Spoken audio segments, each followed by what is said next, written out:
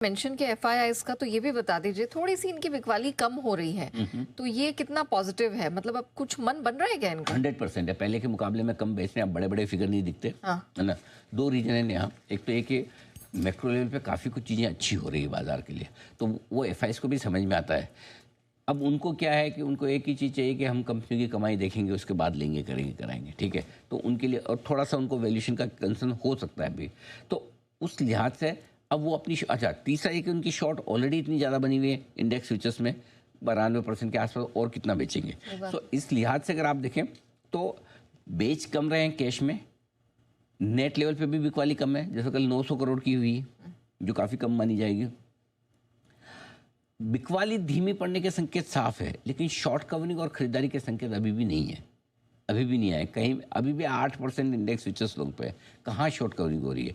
1.5 महीना हो गया मोटा मोटी, 1.5 महीना नहीं तो 1.25 महीना तो मान लो, 5 हफ्तों से एफआईआई ने शॉर्ट कवरिंग नहीं की है। 5 हफ्तों में हाईएस्ट लॉन्ग पोजीशन इंडेक्स पे शायद 14-15% रही, उससे ऊपर गए ही नहीं। सो उनको काटना ही नहीं है शॉर्ट, वैसा वाला हाल है, रोल ओवर ही करना है।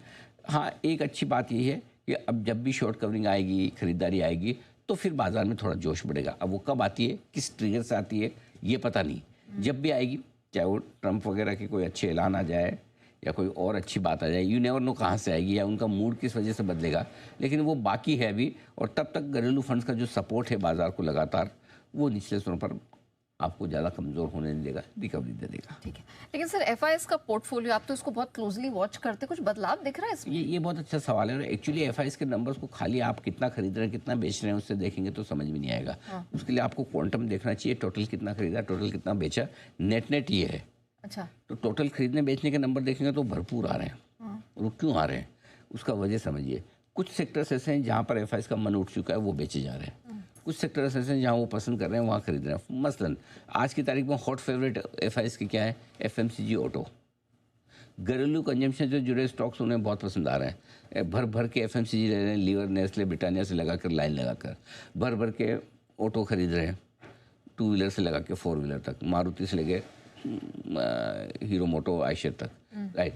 तो उन्हें अब वो अच्छा, दूसरा वो खरीद रहे हैं, उसके बावजूद सेल नंबर आ रहा है, तो क्यों? तो उनको आजकल आईटी नहीं पसंद है, ओके। आईटी बेचे जा रहे हैं ग्लोबल चिंताओं में, यूएस की चिंताओं में। थोड़ा डिफेंस विफेंस के शेयर जो है, या पीएसयूज जो है, वो थोड़े बेचे हैं, थोड़ा बैंक उन्होंने बेचा है। सो कहीं कहीं पोर्टफोलियो चर्निंग ज़्यादा हो रही है। एफआईआईज ऐसा नहीं कि पूरा का पूरा खरीद रहे हैं या पूरा का पूरा बेच रहे हैं, तो अपने पोर्टफोलियो में बदलाव के ये बेच के ये लेंगे, अच्छा, वो वाली चीज़ चल रही है। तो आपको भी वो समझना पड़ेगा कि एफआईआईज जहाँ खरीदने के मूड में नहीं, बेचने के मूड में, वहाँ रख के ज़्यादा फ़ायदा नहीं है।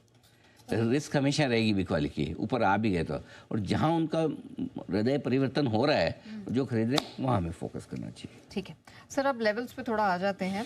24,700 ये अब एक हमारे लिए इम्पोर्टेंट लेवल होगा। हाँ, 2 लेवल आज के लिए, ये सिर्फ आज के लिए बात कर रहा हूँ, 24,700 और 54,000, ये 2 लेवल इंपॉर्टेंट है। क्यों है नया, वो समझना चाहिए। कई बार क्या होता है, कोई छोटी पास की चीज़ होती है, हम उसको ध्यान से देख नहीं पाते हैं।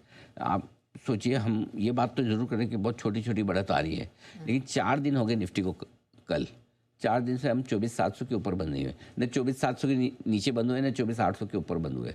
मतलब 100 पॉइंट की रेंज में निफ्टी लगातार बंद हो रहा है 4 दिन से, बढ़त बना के धीरे धीरे। 24,715, 24,734, 24,741 और कल 24,773।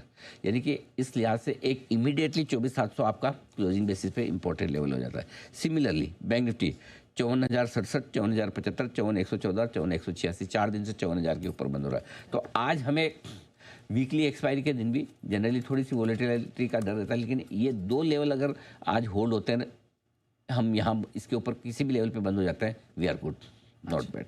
ये समझना जरूरी है क्लोजिंग के लिहाज से। अगर जोश और बढ़िया हो जाए, बहुत बढ़िया मजबूती हो जाए, तो वो क्या लेवल है? वैसे तो बहुत सेफ लेवल आपका 25,000 का होता है, 25,000 दूर है। अगर 25,000 के ऊपर की निफ्टी की क्लोजिंग मिल जाए, 54,600 के ऊपर की बैंक निफ्टी की क्लोजिंग मिल जाए, तो बहुत ही बढ़िया। और नहीं तो कम से कम 54,850 की ही मिल जाए, सॉरी 24,850 की ही निफ्टी पर क्लोजिंग मिल जाए। तो मल्टीपल लेवल से छोटी रेंज है, देखते हैं आगे कैसे बढ़ते हैं। ओके सर, मिड और स्मॉल कैप स्पेस में हम देख रहे हैं कि अच्छा खासा ही प्रदर्शन हो रहा है, तो यहाँ पर जब भी रिकवरी आती है तो मुझे क्या खरीदना चाहिए? देखो, 2-3 सेक्टर्स हैं। पहले तो ये कि मार्केट स्टेबल रहेंगे तो इनमें रिकवरी रहेगी। और अच्छी बात ये कि मुझे जो एक बढ़िया बात पसंद आ रही है mid cap small cap share में, वो भी ये कि यहाँ भी अनाप शनाप तेजी नहीं हो रही। ऐसा नहीं कि इंडेक्स भागे जा रहे हैं बहुत ज़ोर से, शांति से चल रहे हैं ये भी, बहुत बड़ी तेजी नहीं है, ऐसा नहीं। और निफ्टी बैंक निफ्टी 4 दिन से मजबूत है, मिड कैप स्मॉल कैप दिन तो 2 ही दिन से मजबूत है। सही बात है। करेक्ट। सो ऐसा अनाप शनाप तेजी नहीं हो रही है, हर कोई हर कुछ नहीं खरीद रहा। और ऐसे में आपको भी यहाँ फोकस कहाँ करना है, घरेलू कंजम्पशन से जुड़े स्टॉक्स हैं, जीएसटी से जुड़े स्टॉक्स हैं, उन पर फोकस कीजिए। जैसे ऑटो काफ़ी तेज़ दौड़ लगा है, आपसे ले नहीं जाएगा, आप कभी ज़िंदगी में आयशर ले नहीं पाओगे। सही बात है। ठीक है, मारुति आपसे 10,000 के ऊपर खरीदा नहीं जाएगा। सो बेहतर है आप ऑटो इंसली शेयर खरीदिए, उनको फ़ायदा, इनको भी फ़ायदा। मेटल में मिड कैप कंपनियाँ खरीद लीजिए। डिजिटल प्लेटफॉर्म वाली कंपनियाँ आपकी अफोर्डेबल है, 200-500 की रेंज में सारी मिल जाती है, कोई नायका हो, कोई जोमेटो हो, जो आपको पसंद आए। सो आई थिंक ये 2-3 स्पेस ऐसी है जहाँ पर अब भी मजबूती रहेगी और वहाँ खरीदारी करनी चाहिए आपको। ऑलराइट।